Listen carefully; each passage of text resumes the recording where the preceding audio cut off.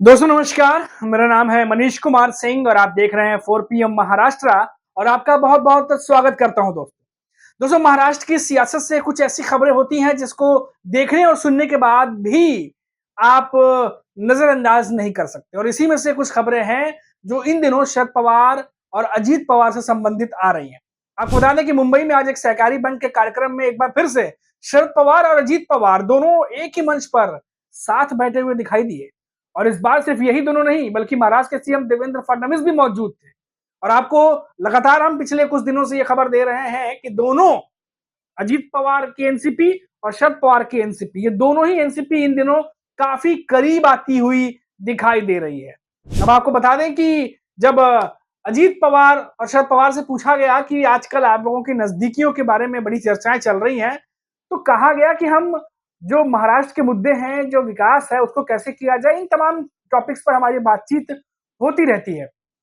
और आपको बता दें कि कुछ दिनों पहले ही शरद पवार से पूछा गया था, तो उन्होंने, आपको याद होगा, एक बयान हमने आपको रिपोर्ट्स में भी दिखाया था कि उन्होंने कहा था कि अगर दोनों एनसीपी भविष्य में एक हो जाती हैं, तो इसमें कोई आश्चर्य करने वाली बात नहीं होना चाहिए। और ये भी बात जो है वो निकल के सामने आ रही है कि अब ये फैसला जो आने वाली भविष्य की जो पीढ़ी है, जैसे सुप्रिया सुले है, अजित पवार है, अब वो करना है, उन्हें फैसला करना है कि उन्हें एक होना है या नहीं होना है।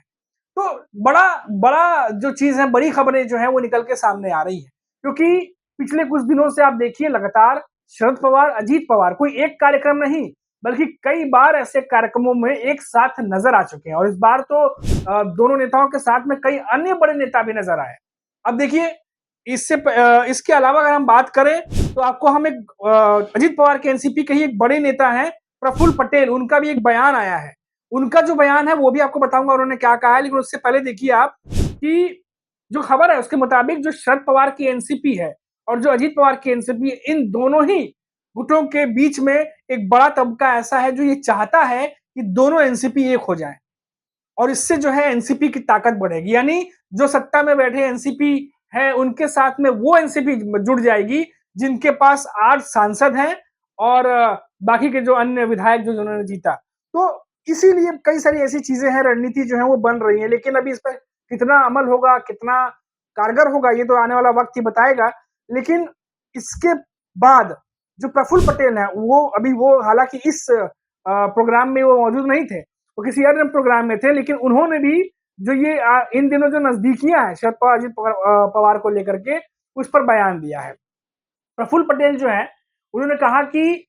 इन दिनों जो है भारत में जो माहौल है वो किसी और तरीके से है, भारत पाकिस्तान के बीच में टेंशन काफी ज्यादा है। ऐसे में इस तरह की बातें कि पार्टी जुड़ने जा रही है या कुछ राजनीतिक मुद्दे पर जो कमेंट है वो नहीं करना इस समय सही रहेगा। लेकिन फिर भी देखिए, प्रफुल्ल पटेल जो है गोंदिया के दौरे पर थे और क्या कहा उन्होंने, आपको बताता हूँ। ऐसे महत्वपूर्ण निर्णय, उन्होंने कहा कि ये जो शरद पवार और अजीत पवार की एनसीपी वो एक होने जा रही है, तो उन्होंने कहा कि ऐसे महत्वपूर्ण निर्णय प्रेस के सामने नहीं लिए जाते। इसके आगे बोलते हुए उन्होंने कहा कि फिलहाल देश में कुछ महत्वपूर्ण मुद्दे चल रहे हैं, भारत और पाकिस्तान के बीच तनावपूर्ण स्थिति है, ऐसे समय में हम राष्ट्रवादी दलों के एकीकरण पर चर्चा करें, यह उचित नहीं होगा। यह मुद्दा इतना महत्वपूर्ण नहीं, इस समय देश हित के लिए एकजुट होना अधिक जरूरी है, ऐसी भावना भी प्रफुल्ल पटेल ने व्यक्त की है। अब देखिए दोस्तों, ये बात जब प्रफुल्ल पटेल कह रहे हैं, लेकिन उन्होंने ये कुछ भी नहीं कहा कि एक नहीं होंगे या कुछ इस तरीके से बीच में बातें चल रही थी, क्योंकि आप देखिए दोस्तों, ये साफ तौर पर ये बात सामने आ रही है कि अजीत पवार की एनसीपी और शरद पवार की एनसीपी एक हो जाए, एनसीपी का एक बड़ा तबका ऐसा चाहता है। और जो चुनावों के दौरान जो आपस में जो राजनीतिक जंग थी वो समाप्त हो चुकी है। अब ऐसे में सभी को पता है कि 5 साल जो है वो कम से कम अब शरद पवार की एनसीपी जो है वो नहीं आने वाली सत्ता में। लेकिन इसके बीच में ये भी बात जरूरी है कि अजीत पवार के पास मात्र 1 सांसद है और शरद पवार के पास 8 हैं, क्योंकि लोकसभा चुनाव में आपको याद होगा कि शरद पवार ने जबरदस्त तरीके से जीत हासिल की थी महाविकास आघाड़ी ने महायुति के ऊपर। और इसीलिए लगातार आप देखिए विधानसभा चुनाव के बाद भी बार-बार ये खबर आई कि अजीत पवार लगातार कोशिश कर रहे हैं कि शरद पवार को मनाया जाए। उनके सांसदों पर लगातार संपर्क साधे हुए थे। हालांकि बाद में खबर आई कि सुप्रिया सुले को जब ये मालूम चला तो वो बहुत नाराज हुए। कई सारी ऐसी चीजें आई और जिस पर ऑफिशियली हालांकि कुछ भी किसी नेता ने नहीं कहा, लेकिन ये जरूर रहा कि अजीत पवार की एनसीपी की तरफ से कोशिश ये की जा रही है कि उनके सांसदों को अपने पार्टी में लाया जाए, क्योंकि अजीत पवार के पास भले विधायक उनके पास 40 से ज्यादा हैं, लेकिन अभी भी जो सांसद हैं, क्योंकि लोकसभा चुनाव में बहुत बुरी तरह हारे थे अजीत पवार, तो ऐसे में एक ही सांसद उनके पास, अगर 8 सांसद शरद पवार के पास, इसमें से कुछ अगर आते हैं तो अजीत पवार की स्थिति मौजूदा राजनीति में और भी ज्यादा मजबूत होगी, और इसीलिए तमाम बातें जो है वो चल रही थी। अब देखिए, यहाँ पर एक बात और गौर करने वाली है दोस्तों, क्योंकि शरद पवार, अजीत पवार, ये दोनों तो करीब आए हुए हैं साथ ही साथ, लेकिन उनके जो नेता हैं वो भी इन दिनों जो है वो एक दूसरे पर बयानबाजी नहीं कर रहे हैं जिस तरीके से पहले किया करते थे। अब देखिए, आपको बता दें कि इस बीच दोनों राष्ट्रवादी दलों के एक होने की मांग पिछले कई दिनों से चल रही है। पवार परिवार के जो रोहित पवार हैं, रोहित पवार आप जानते होंगे, काफी ज्यादा एक्टिव रहे हैं इस बार लोकसभा विधानसभा चुनाव में। रोहित पवार ने भी कहा है कि इस पर विचार होना चाहिए।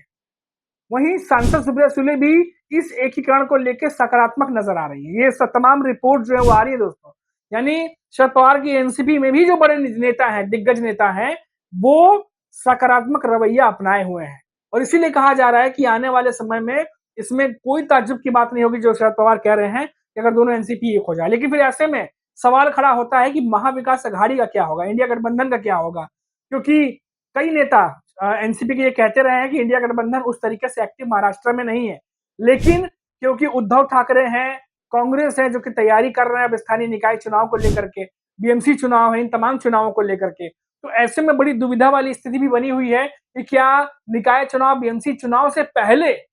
ये जो विलय है, ये दो आपस में दोनों पार्टियों के मिलने की बात चल रही है, क्या ये पहले हो जाएगा या फिर रणनीति कुछ और है। निकाय चुनाव और बीएमसी चुनाव भी दोनों एनसीपी अलग अलग लड़े, और इनके बाद जो रिजल्ट आ जाए उसके बाद दोनों पार्टियां एक हो जाए, ये भी हो सकता है। अब होने को तो बहुत कुछ हो सकता है, लेकिन दोस्तों ये जो बड़ी बड़ी खबरें आ रही हैं पिछले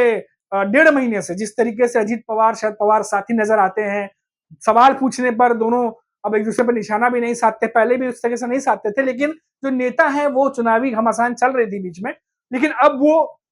बहुत ज्यादा कम हो गई है। इसीलिए कहा जा रहा है कि अब काफी चीजें, नया समीकरण महाराष्ट्र में देखने को मिल सकता है। नया जो कह सकते हैं एक पार्टी बनती हुई दिख सकती है, और ऐसे में जो महायुति है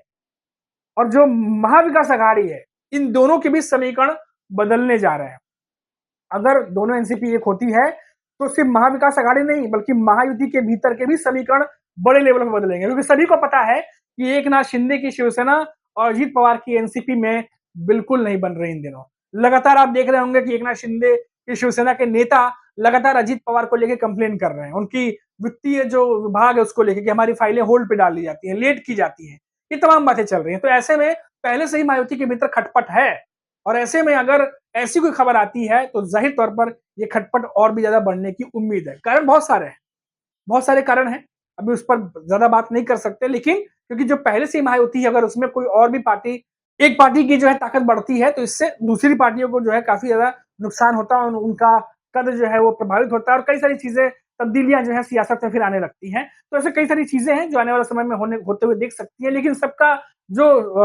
समीकरण है, जो पूरा नया समीकरण बदलेगा या बनेगा, जो महाराज की सियासत की तस्वीर होगी, वो सिर्फ एक बात पर डिसाइड करती है कि क्या ये दोनों पवार एक होने जा रहे हैं, जिसका सकारात्मक और पॉजिटिव जो है वो इन दिनों बयानों से जो है वो कम से कम इतना तो दिखाई दे रहा है। अभी के लिए इतना ही। आप देखते रहिए 4PM महाराष्ट्र। नमस्कार।